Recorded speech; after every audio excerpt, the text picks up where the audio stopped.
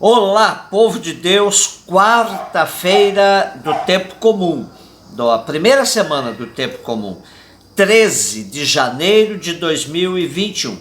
A nossa reflexão de hoje é a partir de Hebreus 2, de 14 a 18 e Marcos 1, 29 a 39. Como já dissemos, a carta aos Hebreus tem como interlocutor básico os judeus convertidos, que vivem sob a influência da cultura grega, ou pagãos convertidos, helenizados também. Por isso, a linguagem ganha acentos da filosofia grega, com afirmações até ontológicas inéditas nos escritos do Segundo Testamento. E como diz a Bíblia da tradução da CNBB, a carta toda é uma leitura alegórica do Primeiro Testamento. Alegoria é uma comparação bem elaborada, muito elaborada. A alegoria mostra ora semelhança, ora diferença. Há semelhança entre os sacrifícios do culto e Jesus, que apresenta sua vida a Deus, mas há uma diferença. Jesus não é um animal degolado para com seu sangue anualmente purificar o sacerdote e o povo, e sim uma pessoa livre que oferece a Deus tudo o que ela é e faz para manifestar o amor de Deus a seus irmãos e os levar a uma vida nova, de uma vez para sempre. Com esse pano de fundo, podemos ver o nosso texto de hoje, onde revela uma solidariedade absoluta de Jesus com a nossa condição humana, experimentando inclusive a morte, à qual ele se apresentou livremente e não que alguém lhe tenha tirado a vida à força. Com a sua morte, Jesus libertou a todos do medo da morte, para que esta não funcionasse como um senhor da vida humana, escravizando-nos a todos. Fomos libertos do medo e do senhorio da morte, por meio do ato de solidariedade de Jesus com a nossa condição humana. Também nosso texto de hoje tira ainda mais consequências dessa solidariedade de Jesus, pois afirma que esse assemelhar-se em tudo aos seus irmãos, Jesus se tornou um sumo sacerdote misericordioso e fiel em relação a Deus, a fim de expiar os nossos pecados. É precisamente porque ele mesmo sofreu e foi posto à prova que pode socorrer os que são postos à prova e os que sofrem tentação.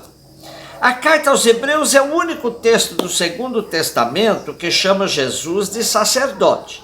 Mas é bom ficar atento, pois se trata de um sacerdócio totalmente diferente do sacerdócio do Antigo Testamento, do Primeiro Testamento. É um sacerdócio que não sacrifica animais no culto, mas que se entrega a si mesmo em sacrifício pelos irmãos. É um sacerdócio existencial, aquele que dá a própria vida, sacerdócio ao qual todos somos chamados no batismo. Pois, como ele próprio diz, prova de amor maior não há que doar a vida pelo irmão. Marcos 1, de 29 a 39. Continuamos no primeiro capítulo de Marcos, e como já dissemos, Marcos é o mais antigo dos evangelhos. E há uma tradição que atribui sua autoria a um tal João Marcos, filho de Maria, em cuja casa se reunia a comunidade de Jerusalém. João Marcos era de origem judaica, primo de Barnabé, e foi colaborador de Paulo e Pedro. A mesma tradição diz que o Evangelho de Marcos foi escrito em Roma, um pouco depois do martírio de Pedro, em 65, pois ele faz referências à guerra judaica e à destruição de Jerusalém, fatos ocorridos entre 66 a 73 da nossa era. Logo depois do episódio da libertação daquele homem possuído pelo demônio na sinagoga num dia de sábado, Jesus foi para a casa dos seus discípulos, os irmãos Simão e André, acompanhado de outra dupla de irmãos, Tiago e João. E aqui acontecerá o episódio da cura da sogra de Pedro, fato este narrado também por Mateus e Lucas. E é interessante, para perceber o estilo dos três evangelistas, eu convido vocês para fazerem uma comparação. Por exemplo, em Mateus, Jesus toca na enferma e ela se levanta e se pôs a servi-los. Em Lucas, Jesus atua mais como um exorcista, expulsando com veemência a febre da enferma. O nosso texto de hoje sugere praticamente uma ressurreição da sogra de Pedro, pois Jesus a toma pelas mãos e a levanta, verbo usado nas cenas da ressurreição. E nas três narrativas, a enferma curada se põe a servi-los, indicando que Jesus nos cura para nos colocar a serviço dos irmãos. As demais curas que Jesus realizou aí aconteceram já fora do dia do sábado, pois o sol já tinha se posto. Há uma hipérbole, ou seja, uma expressão bem exagerada, quando Marcos afirma que a cidade inteira se ajuntou à porta da casa. A intenção era deixar claro que a atuação de Jesus manifestava o reinado de Deus, que ele havia dito: completou-se o tempo e o reino de Deus está próximo. Marcos acentua também que os demônios todos conhecem quem é Jesus, a exemplo daquele que estava tão bem acostumado na sinagoga, que declarou ser Jesus o Santo de Deus. Por isso, ao expulsar os demônios, Jesus ordenava para que ficassem calados. Os discípulos estavam empolgados com a atuação do Mestre Jesus e de madrugada, quando estava bem escuro ainda, e Jesus orava. Num lugar deserto, eles foram até ele para lhe dizer que todos o procuravam.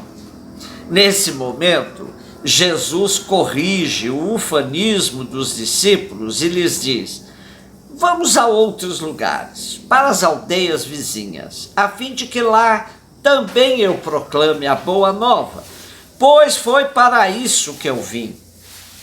Jesus podia ficar e ser proclamado como profeta pelo povo que o procurava, e os discípulos começariam a receber então suas primeiras glórias por serem seguidores de um verdadeiro profeta. O projeto de Jesus, porém, passava por outros caminhos, bem diferentes da ostentação e da glória. Aqui está um ponto que nos ajuda a denunciar a farsa dos inúmeros milagreiros pastores de hoje que vivem proclamando, chamando o povo para os cultos, onde prometem curas e milagres com hora marcada. Se seguissem mesmo o Mestre, tanto falam em nome de Jesus, se fossem fiéis ao Evangelho de Jesus, saberiam que essa não era a prática do homem de Nazaré. Jesus veio para fazer o bem gratuitamente, não tinha sessão com hora marcada para curas e milagres. Assim, o nosso texto de hoje termina dizendo: e foi por toda a Galiléia proclamando nas sinagogas e expulsava os demônios. Sigamos mais Jesus e menos aqueles que em seu nome ficam ludibriando o povo, roubando o povo e fazendo a igreja da ostentação. Basta. Jesus, o homem de Nazaré, simples, fazia o bem por onde passava, mas não marcava nem dia nem hora, por onde passava. Um beijo no seu coração.